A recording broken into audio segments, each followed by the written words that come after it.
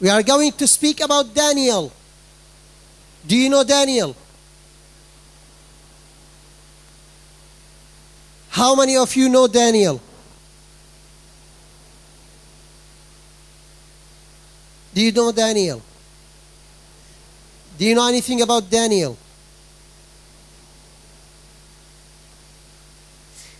Daniel chapter 1, it says that a king of Aram went to Israel and to Judah, captured the king Jehoiakim, and took many prisoners from the Jews back to Iraq, to Babylon. Among them there was Shadrach, Meshach, Abednego, and of course Daniel. So the king told the ministers in his kingdom and a person who was on the top of the servants of his house, go and find out the best young lads and men amongst the Jewish exile.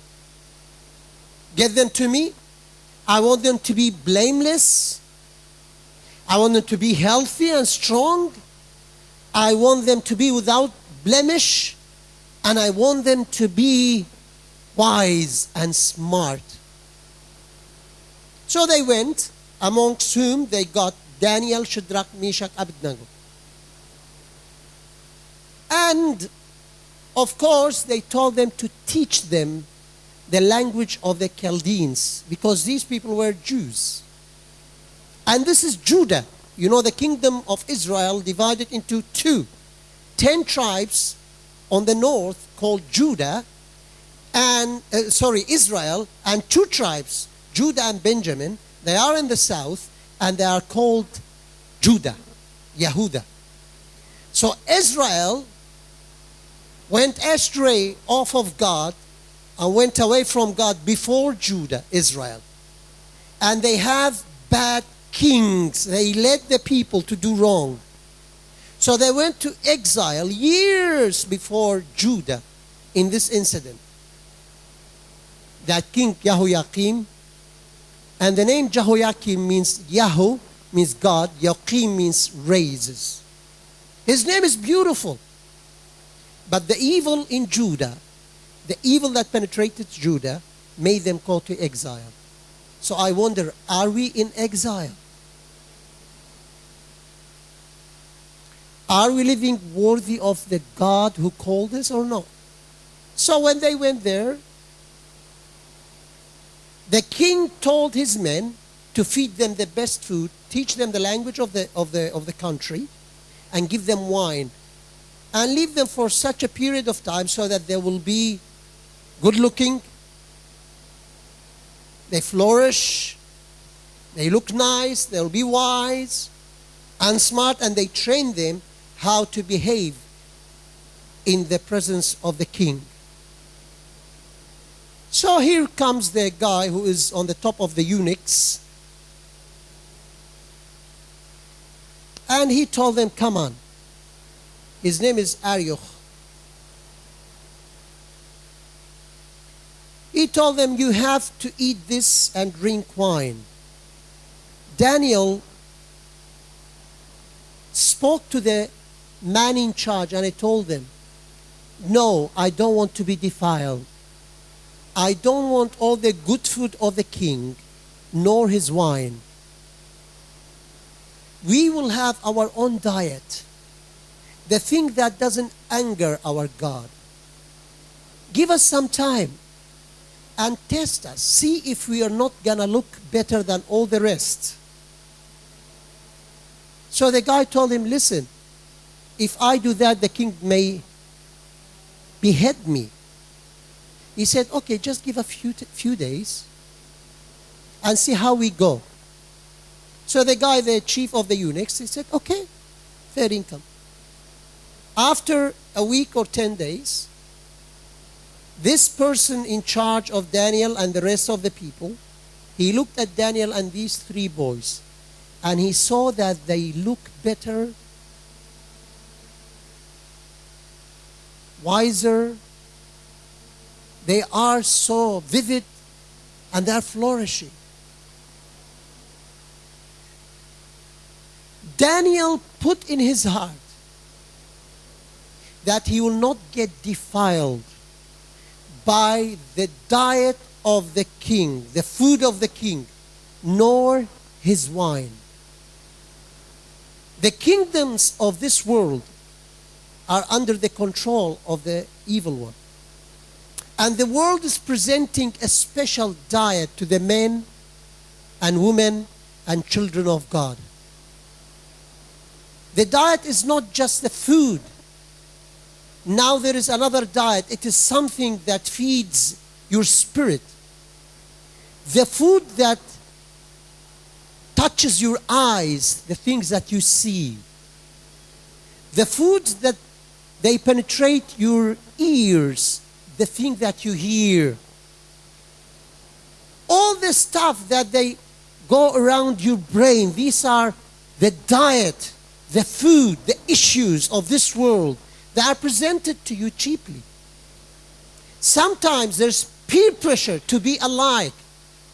Sometimes there is the people who are in charge. Let's see, we are in a factory and we are supposed to do as equal as everybody else, even if it's against God. We shouldn't participate. Maybe it's in the school, at school, and they start teaching about evolution, and we are descendants of apes and monkeys, and this contradicts with the Bible and the Genesis. Maybe it's the peer pressure, the way they look, the way they talk, the way they dress, the movies they go to, the fellowship, the company, drugs, drinking, cigarettes, bad mouthing people, bad thinking, sexual desires, lust, under the name of love, but it is lust. So they are presenting it to you. And guess what? Many, hundreds, thousands, millions of Christian boys and girls are trapped into the system of the world. They have been lured. You know, it's a bait. And you are like a fish. You go and munch on that bait. And guess what? The fisherman is the devil.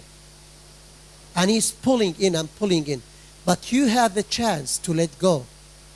Just come to Jesus and tell him, God, I want my life to be different. Listen, you have even more chance than what Daniel has. You are in your houses. You have your moms and dads. You are in a free country. There is democracy. You are living in your house, in your home, not like Daniel and Shadrach and Meshach and Abednego. They were in exile. They were captives. They were taken from their main country, homeland, against their will. They were taken from their household and their houses and homes into the palace of the king against their wills. They were trained to speak another language against their wills, and they were ordered to defile themselves by a strange diet. But here it comes. Daniel said, no, I'm not joining in. I'll keep faithful to God. He was alone.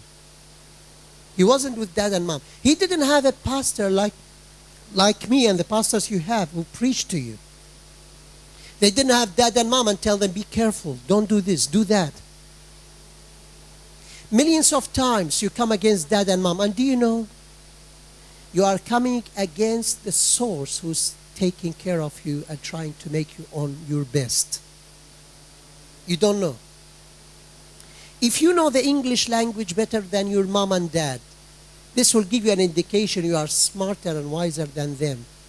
And this is a fooling stuff. That fools you. Don't be trapped. You have energy, yes, but you don't have the experience. We are older. I'm not putting you down, guys. But I want you to be the best that you are. There is a potential preserved for you in God's eyes. Why should you decline to a lower level? Which one of you kids, if you are in year 12, or if you are in year 9, or year 3, or 4, or 6, you'd like the coming year to get you in the same class or on lower class? Come on, tell me. Would you like that? Tell me yes or no. No? What do you think, Josh? Would you like to go to year 3 next year? Why?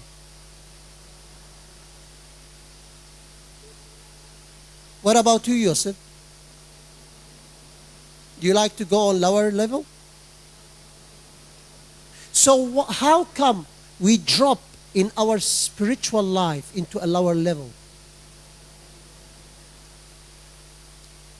Listen, to know if we are right or wrong, let's think if you grow up and you are married and you have kids and children, would you allow them to treat you the way you treat your mom and dad?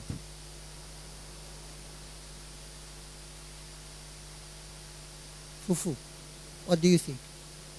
Yes or no? No. That tells you what? Jesse, what do you think? Why?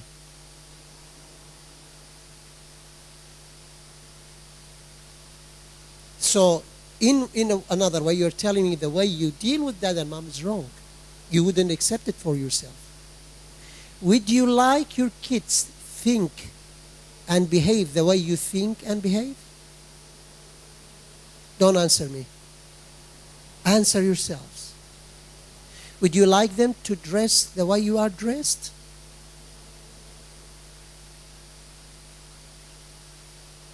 Daniel put in his heart that he will not anger his God. And to do that, he may have lost his head. Listen, that's another thing. It's not that you are free, he was captive, you have your houses, he didn't have a house. You are not taken against your will to some other country or some other palace. They are being taken against their will and their desires. You are not taught another language against your will. They were. Now there is something. You are free, he is not free. He doesn't have somebody to tell him. He was free to do whatever he wants. And the king is presenting to him the best so that he will become a minister. He is where all of us would wish to be, in the palace. I want to be famous. I want to be well known. I want to be rich. I want to have the best car. For Daniel, he had all these things. And he said, no, I'm not going to partake in the king's diet. It's against my God and my belief system. So he put his spiritual being over the natural realm. He put his God up above anybody, everything, and anything else. And that's why Daniel lived through 3 to 4 kings. All of them passed away and died. And he was old, living a great life. God saved him from in lions' den from lions because he submitted to God more than his desires and more than the system of the world. Hey guys, do you want to live a life of Daniel? Or you want to live a life of Samson? He was so strong, so powerful. He ended up being bound to a big trade mill, grinding stone, plugged his eyes out in bondage, in prison, doing flour, grinding flour from wheat and barley to the enemies. Do we give our power to the devil and to the worldly things? Maybe we seem to be good before the people in the church, mom and dad. But I'm talking about inside of you. Are you faithful to God? Is your dad and mom always worried? What did you do? Where did you go? Who are you talking to? How are you using the internet, the mobile phone, the phone and that? If that's what's happening to dad and mom, guess what? That's not a family. Family is when dad and mom are so trusting in you guys. Even when you go, when you come, in your relationships. You want to live a life of Daniel? Don't compromise. Never compromise. Be straightforward and tell everyone what you are, who you are in Jesus Christ, and think that you are a king and a priest, and behave accordingly, but with love, not with pride. Be faithful, but with respect. Tell them who you are, but with meekness, not with pride and trying to be quarrelsome. Amen.